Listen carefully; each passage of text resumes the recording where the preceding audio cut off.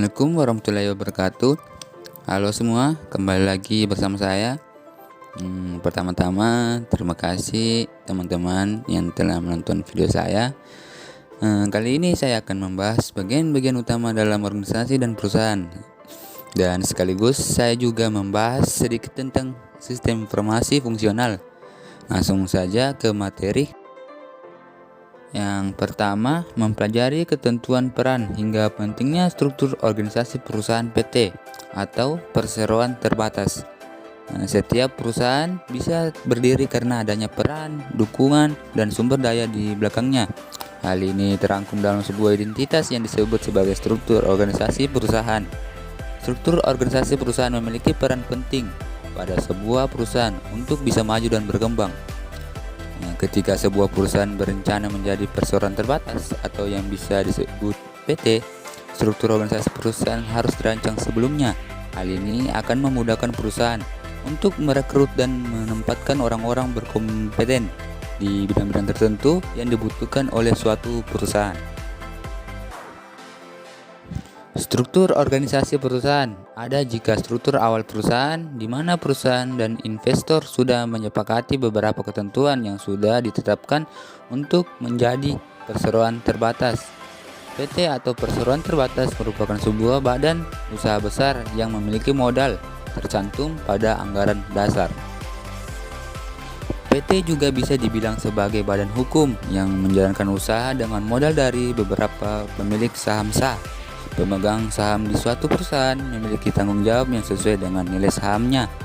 Kesepakatan antara perusahaan dan pemilik saham meliputi kekayaan perusahaan, kekayaan pribadi perusahaan, keuntungan perusahaan, hingga hutang. Perusahaan juga telah diatur sebelum adanya struktur organisasi perusahaan. Nah, disinilah struktur organisasi perusahaan mulai terbentuk yang terbagi atas pemegang saham, direksi, dan komisaris. Melalui komisaris, pemilik saham memberikan seluruh wewenang untuk menjalankan dan mengembangkan perusahaan kepada direksi. Komisaris sendiri memiliki tanggung jawab besar dalam mengawasi kerja jajaran direksi perusahaan, meliputi pemeriksaan pembukuan, peneguran direksi, memberikan arahan, hingga memberhentikan direksi melalui rapat umum pemegang saham atau RUPS jika terjadi kerugian yang disebabkan divisi dalam perusahaan terkait.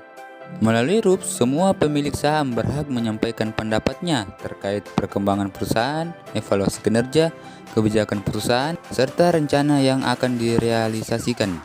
Isi dari RUPS tersebut bergantung pada pokok permasalahan yang disampaikan, meliputi yang pertama, menyetujui pengangkatan dan pemberhentian komisaris atau direksi, mengubah kesepakatan anggaran dasar perusahaan dan perubahan saham, membubarkan perseroan atas permohonan perusahaan yang dinyatakan pailit. Yang keempat, menyetujui kesepakatan perpanjangan jangka waktu berdirinya perusahaan, dan yang terakhir, mengevaluasi kinerja perusahaan. Susunan struktur dan wewenangnya. Jika pemilik saham sudah melimpahkan wewenangnya melalui dewan komisaris untuk disampaikan kepada direksi, hal ini juga akan dilakukan direksi sebagai pemimpin perusahaan untuk mulai merencanakan strategi dan menjalankan perusahaan. Lalu para manajer serta jajaran direksi disebut juga sebagai bagian dari struktur di perusahaan. Karena itu, kita perlu mengenal tentang pentingnya struktur organisasi dengan mempelajari susunan divisi dalam perusahaan di bawah. Berikut adalah susunan atau bagian dari struktur organisasi perusahaan yang dimulai dari direksi hingga regional. Yang pertama, direksi. Direksi adalah sebuah perusahaan memiliki peran penting dalam menjalankan perusahaan. Wewenang penuh yang dimiliki direksi dalam melangsungkan pergerakan serta pertumbuhan perusahaan ke depannya menjadi tanggung jawab besar. Tidak heran, direksi ditempatkan pada posisi atas struktur organisasi perusahaan. Tugas utama seorang direksi adalah menentukan usaha dan arah perusahaan akan dibawa ke tahap seperti apa. Yang kedua, direktur utama. Direktur utama merupakan turunan dari direksi yang memiliki wewenang dalam merumuskan dan menetapkan segala kebijakan perusahaan serta program tertentu yang berkaitan. Pada dasarnya, tugas seorang direktur utama adalah mengatur seluruh kegiatan perusahaan mencakup kepegawaian, kesekretariatan, serta administrasi keuangan pada seluruh divisi dalam perusahaan. Direktur keuangan. Posisi pada struktur organisasi perusahaan yang satu ini tidak kalah pentingnya dengan direktur lainnya. Hanya saja, posisi direktur keuangan fokus pada segala kegiatan yang bersifat keuangan atau anggaran perusahaan. Posisi ini tentunya memiliki peran penting dalam menjaga keuangan perusahaan agar tetap seimbang. Struktur direktur keuangan harus bisa menilai dan mengevaluasi jika perusahaannya mengalami defisit atau profit. Oleh karena itu, direktur keuangan harus membuat segala kebijakan dan prosedur operasional keuangan perusahaan dan bertanggung jawab penuh menjaga kerahasiaan keuangan perusahaan. Yang keempat, direktur. Posisi ini dibawa oleh seorang direktur utama yang berperan menjalankan serta mengelola perusahaan. Direktur membawai setiap manajer perusahaan untuk menjalankan prosedur yang telah ditetapkan demi tercapainya tujuan perusahaan. Seorang direktur berdaulat untuk siap mengkoordinir kegiatan para manajer dalam mencapai kegiatan secara berkala. Yang kelima, direktur personalia. Direktur personalia dalam struktur organisasi perusahaan memiliki tugas meliputi perencanaan sistem personalia perusahaan yang mengendalikan setiap kebijakan bagi para pegawai.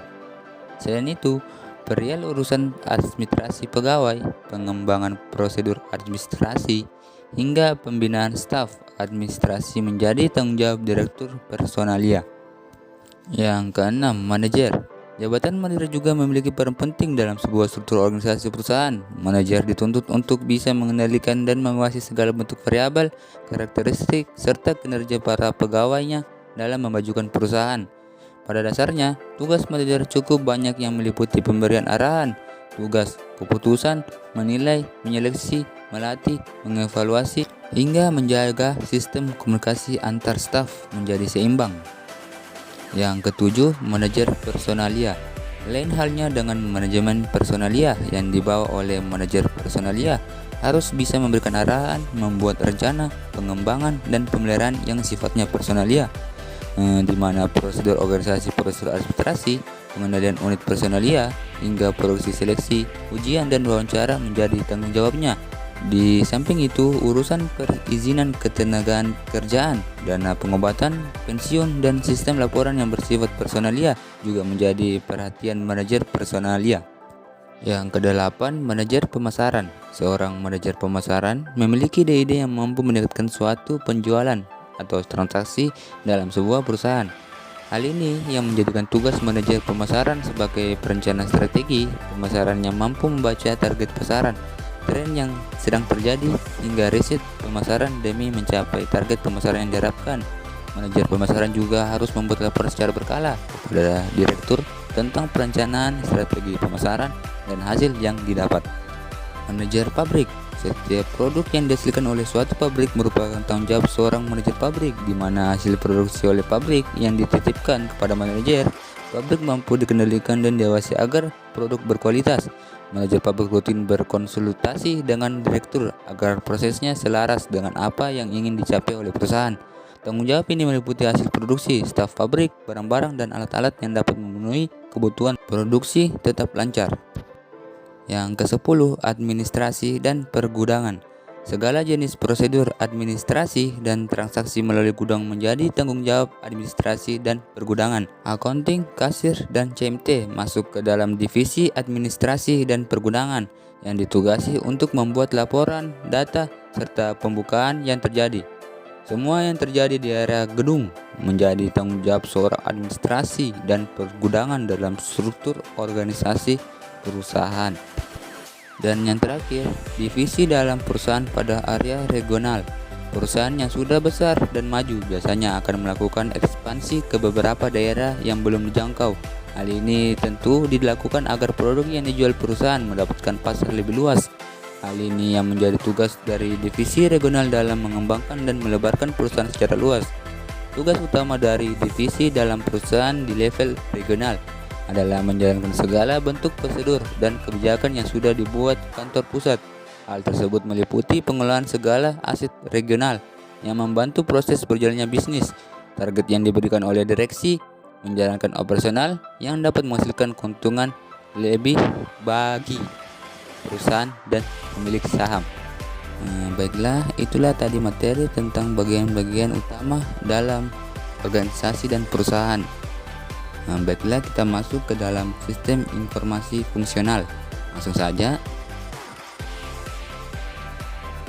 Dalam setiap organisasi bisnis selalu terdapat berbagai bidang fungsional yang harus dikelola dalam rangka pencapaian tujuan, sasaran, strategi, rencana, dan program kerja perusahaan tersebut.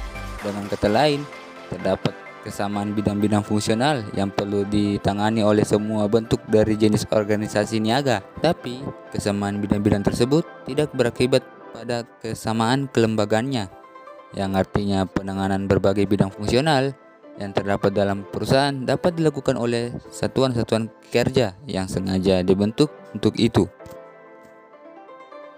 Sistem informasi berdasarkan area fungsional adalah sistem informasi yang ditujukan untuk memberikan informasi bagi kelompok orang yang berbeda pada bagian tertentu dalam suatu perusahaan dengan perusahaan lain berbeda-beda, sedangkan di dalam suatu perusahaan atau organisasi itu sendiri juga memiliki sejumlah area fungsional bisnis seperti akuntansi, pemasaran, produksi, dan sebagainya. Beberapa sistem informasi fungsional yang umumnya adalah: yang pertama, sistem informasi akuntansi; yang kedua, sistem informasi keuangan; yang ketiga, sistem informasi manufaktur; yang keempat, sistem informasi pemasaran; dan yang kelima, sistem informasi SDM. Sistem informasi akuntansi atau Accounting Information System. Sistem informasi menyediakan informasi yang dipakai oleh fungsi akuntansi atau departemen atau bagian akuntansi. Sistem ini mencakup semua transaksi yang berhubungan dengan keuangan dalam perusahaan. Yang kedua, sistem informasi keuangan atau Finance Information System. Sistem informasi yang menyediakan informasi pada fungsi keuangan atau departemen atau bagian keuangan yang menyangkut keuangan perusahaan, misalnya berupa rangkaian urus kas atau cash flow dan informasi pembayaran. Sistem informasi manufaktur atau Manufacturing Production Information System. Sistem informasi yang bekerja sama dengan sistem informasi lain untuk mendukung manajemen perusahaan, baik dalam hal perencanaan maupun pengendalian. Dalam hal menyelesaikan masalah yang berhubungan dengan produk atau jasa yang dihasilkan perusahaan, misalnya berupa data, bahan mentah, profil vendor baru, dan jadwal produksi. Yang keempat, sistem informasi pemasaran atau Marketing Information System atau MKIS. Sistem informasi pemasaran menyediakan informasi yang dipakai oleh fungsi pemasaran, misalnya berupa rangkaian penjelasan. Dan yang terakhir, sistem informasi SDM atau Human Resource Information System atau HRIS. Sistem informasi yang menyediakan informasi yang dipakai oleh fungsi personal, misalnya mencari gaji, ringkasan pajak, dan tunjangan-tunjangan tenaga kerja pegawai. Macam-macam sistem informasi fungsional yang tersedia antara satu perusahaan dengan perusahaan yang lainnya berbeda-beda. Sebagai contoh, perusahaan distribusi tidak memiliki sistem informasi produksi. Sistem informasi fungsional tidak berdiri sendiri secara fisik. Dalam sistem informasi perusahaan, sistem informasi fungsional ini berkedudukan sebagai subsistem. Baiklah, cukup sampai sini saja yang bisa saya bawakan. Mungkin juga waktunya lumayan lama, ya. Jika ada kesalahan kata, mohon dimaafkan. Saya Muhammad Rifki Akid, mohon pamit. Sampai jumpa di video berikutnya.